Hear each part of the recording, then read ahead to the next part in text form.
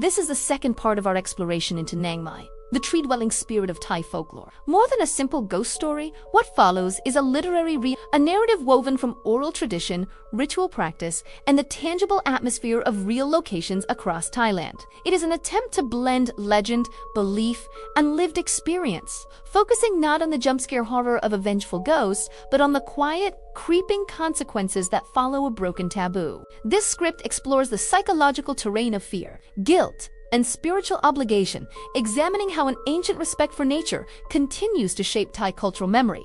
Fear in these stories is an inherited belief, passed down through generations not merely to frighten, but to instruct. It is a cautionary map marking the boundaries between the human world and the sacred domain of nature.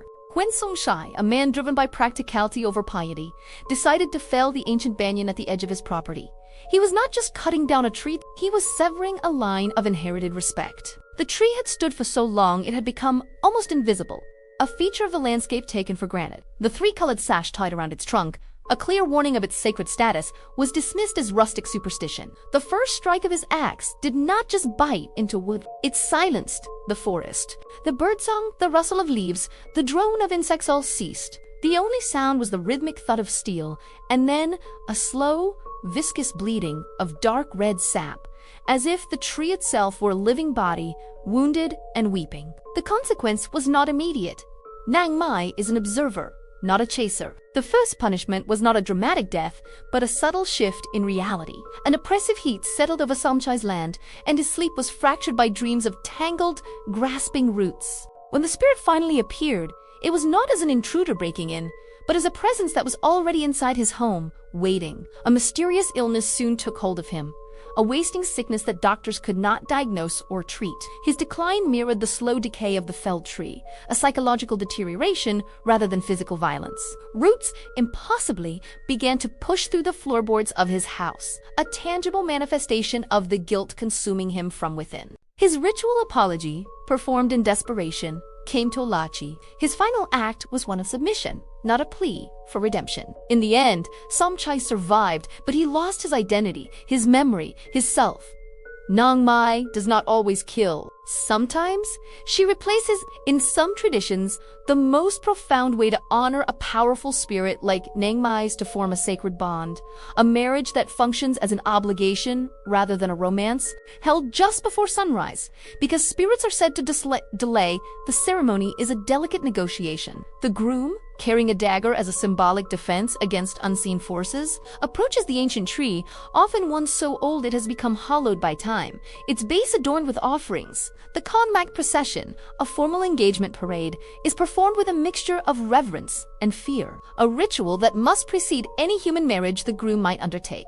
Vows are spoken not to the wooden bark, but to the unseen presence dwelling within. It is said that at the moment the bond is sealed, a physical touch, a cold breath on the neck, a fleeting pressure on the hand is felt only by the groom. This is not a union of love, but a pact to restore balance, a payment for an ancestral debt or a transgression committed long ago. Once the ceremony is complete, the forest responds. The wind returns, whispering through the leaves, and the sounds of life resume, signaling that harmony has, for now, been restored. The relationship between spiritual belief and religious doctrine is often complex, a conflict embodied in the figure of the forest monk. A monk is protected not by an inherent immunity to spirits, but by the discipline of his vows. The Bhikkhu Patimaka, the code of monastic conduct, explicitly forbids the cutting of living plants, aligning Buddhist doctrine with ancient animist respect. When a revered monk took up residence near a particularly notorious tachyon tree, a spirit known for her fierce temperament, the villagers expected a confrontation. Instead, there was silence. The tree, already wrapped in sacred cloth, was treated by the monk as a spiritual boundary, not a challenge. The forest around his small cutie grew still, but not in a threatening way. It became a space of profound quiet. In a dream, the spirit showed him her roots, not as restraints, but as pathways guiding him through the forest. She did not threaten. She only reminded him of his place. While surrounding villages reported disturbances and misfortune, the area around the monk's temple remained untouched. He had chosen restraint over authority, coexisting with the spirit rather than attempting to exercise it, demonstrating that true protection comes from understanding, not confrontation. Some spirits are not just tied to a place, but to history itself. their sorrow woven into the identity of a community. Near the old capital, a magnificent tachyon tree was chosen to become the city pillar, a sacred foundation for the kingdom. However, as it was floated downriver, the king's advisors noticed its top was slightly crooked and declared it imperfect. The pillar was rejected, discarded, and left to drift.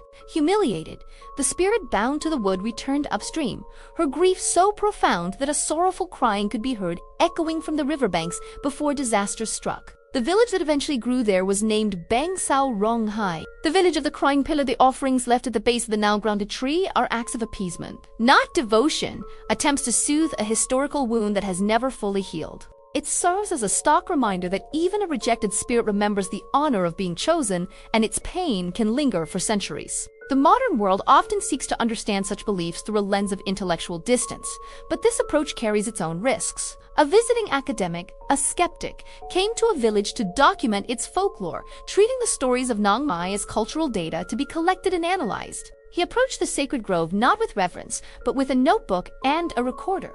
He documented everything: the rituals, the stories, the strange patterns of events that seemed to contradict logic. He noted how the sap of a particular tree seemed to pulse, as if it were breathing. Then, one morning, he disappeared. There was no sign of a struggle, no evidence of foul play. His belongings were left untouched in his room, except for his research notes. They were found neatly stacked at the base of the sacred tree, his meticulous documentation of belief arranged by roots that had pushed up through the soil. The spirit did not need his belief, only his forgetfulness of the boundary he was crossing. Ultimately, the story of Nang Mai ends without true closure, because she exists in the space between belief and behavior, faith and consequence. In the cultural memory of Thailand, the fear she inspires is secondary to the respect she commands, a reminder that nature watches, and it remembers far longer than humans do. To ignore the sacred boundaries, whether marked by colored cloth or by the weight of history, is to invite a consequence that unfolds not in a moment of terror, but over a lifetime of quiet unraveling. Survival in these stories depends not on faith, but on recognition, the simple, profound act of seeing the spirit in the trees.